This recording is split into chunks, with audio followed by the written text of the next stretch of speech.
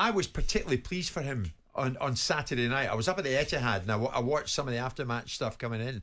I was pleased for Postecoglou. He gets such a notable scalp as Manchester United so early in his Tottenham reign. He's no fool.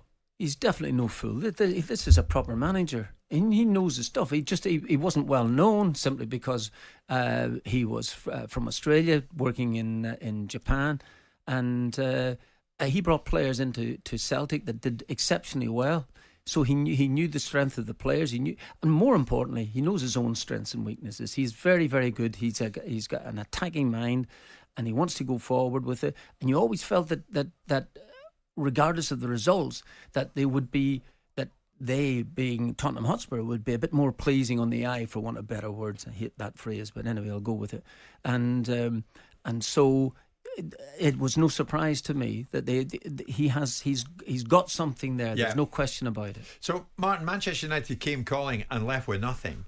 Bruno Fernandes, as a leader and a captain, what's your take on some of the post-match comments? He says he'll be waiting for an apology from refereeing chief John Moss over a penalty decision that didn't go Manchester United's way.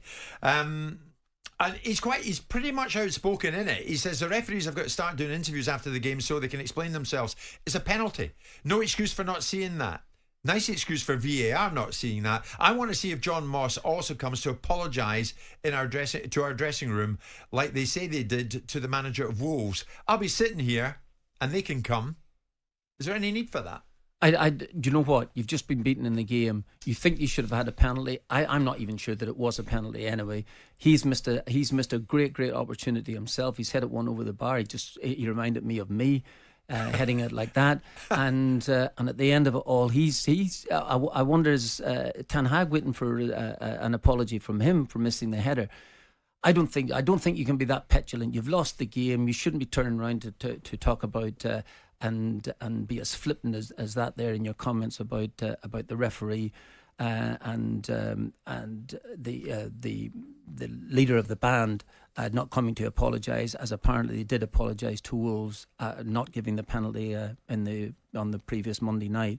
So overall, I think Manchester United have to look within themselves at the game, how they didn't. To me, I don't think they created enough in the side. They're supposed to be a top quality counter-attacking team. They didn't see it, and petulance like that there from your captain, who should be showing a really stronger example. I'm not sure that was the case. I wonder, with hindsight, if it will show that Bruno was the right decision to be captain. I think performance-wise, at times you can look at Bruno Fernandes as a captain. I think he goes missing when there's moments of adversity, and I don't think he's a leader. I don't think he's a leader. I think he's clearly not a leader. And why you'd want him as a leader, I don't know. But when you have leaders like that, you'll get certain outcomes. Yeah. And if Manchester United's desire is to be top of the tree again, you're not going to get there with Bruno Fernandes as your captain. Yeah. I think people, and the irony of it is the consensus of people's views were that the situation on Monday was a penalty against Man United, and the consensus of people's views was that wasn't a penalty to Manchester United. So the fact that he feels the necessity to claim a victim's culture and ultimately to build a galvanised sort of clandestine spirit amongst the United dressing room of people victimising them and holding them to a different set of standards, I don't think, again, I go to the simple point, be careful the kind of leaders that you want, because I don't think he is a leader. And if Manchester United are going to regain some of the poise that the Uniteds of times gone past, you need to have proper leaders on the pitch at times to do it. When you look at that side, I mean, was anyone else putting themselves forward to be captain in the eyes of Ten Hag? When you look at the side, Martin, I'm not entirely sure anyone else stood out a mile to be the captain. No, that's a very good point, Jim. I think you're right. I don't captain of the good ship Lollipop. Yeah, well, I don't think. Again, this is from a distance, but I don't think that there's captaincy material there within that group of players. I remember what we were talking about. We're setting precedents here about Manchester United. We had a driving force of Roy Keane for about 10 or 12 years in the year. So that sort of captain certainly does not exist within that group. No, No. And of course, it was Tottenham's day, and it was Postecoglou's day. Simon, you've said for weeks, if not months now, you watch this guy, you like the cut of his jib. Yep. Many Tottenham fans do now, quite unsurprisingly, this Monday morning. And this is the kind of thing that Postecoglou. Hello, guys. So, when we talk about exactly what Bruno Fernandes is doing as a captain, you can only imagine that he will become good. You can only imagine that maybe, just maybe, there's something in there that maybe the whole world is not seeing.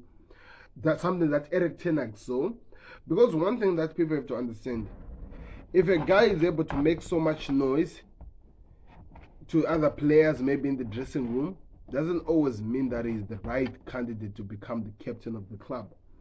Because what I think happened here was this.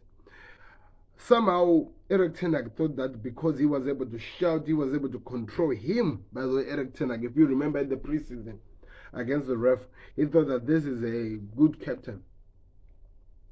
Okay, you might call him a good captain, but you cannot call him a good leader. And in this modern type of football, you need a good leader. In fact, not even in this modern type of football. Every part, even in the past, a good leader was always needed as a captain.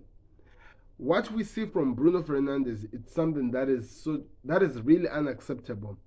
He whinges a lot. He's always crying. He's always making so much noise that sometimes you forget that he's actually a player of football. If he's not crying about maybe a small touch in the game, like he has been injured, he goes rolling worse than Neymar. There is a reason players like Neymar never becomes captains of their club, because they are not leaders. They are those people who wants people to see them. Yes, I'm the one who's complaining. And this explains Bruno Fernandes to a T. And the fact that Manchester United, as big as they are, thought making him a captain was the best idea. I have no idea what they were thinking. Let me tell you, I'm going to throw a name out. Why can't you make Onana the captain? As it seems like he could be. I don't know. Because at this moment, when you think about it, who exactly can be a captain of Manchester United? Oh, Christian Eriksen. Christian Eriksen has the capability of actually becoming a better leader than what Bruno shows, than what I don't think Rashford is going to be a captain. I don't think he has those attributes in him.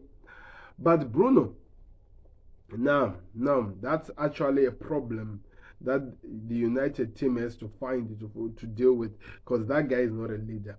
That guy is making sure that this team is missing something, because wherever there's havoc, you'll find Bruno Fernandes. Wherever there's craziness, you will find Bruno Fernandes. And for that, being a captain of your club, no idea where you're going.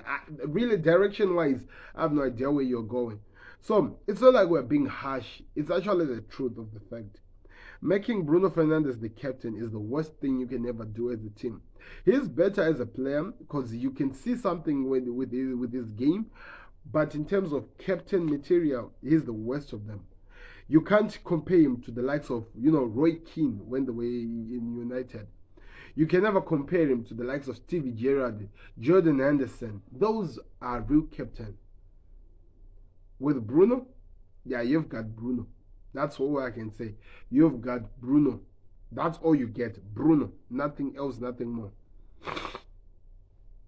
I don't know. It is a decision that United has to make as a club.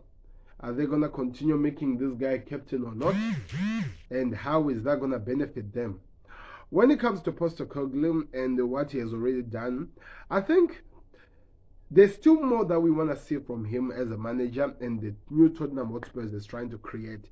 Playing with the Manchester United, trust me, any team would have beaten Manchester United at the moment. Wolves were meant to beat United. Look what they were done by Brighton. They got their pants pulled. So, you can't really use Manchester. Of course, you can use it as a bigger brand, but you can't use Manchester United as what they needed to overcome to show that he is a good manager and he is a good Tottenham Hotspur team. I don't know if you understand what I'm saying.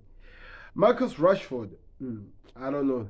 Still wish whoever is playing Anyway, join me when I do my game preview, when I'll be talking about what we thought of my reviews of the games later on today. I wanted to do it yesterday, but the Arsenal game was what was playing, so I had to focus on the game. So I'll do it today. Then tomorrow we continue with the TFC news. So just join me. We'll be here, people, all along. And I will also go in depth look on the Mason Greenwood situation. Remember, he's no longer a Manchester United player. We'll cover that. So do me a favor, click the like button, subscribe to the content. I want to hear your thoughts in the comments again. Do you agree if Bruno Fernandes is really a good Manchester United captain, or those are just wishes?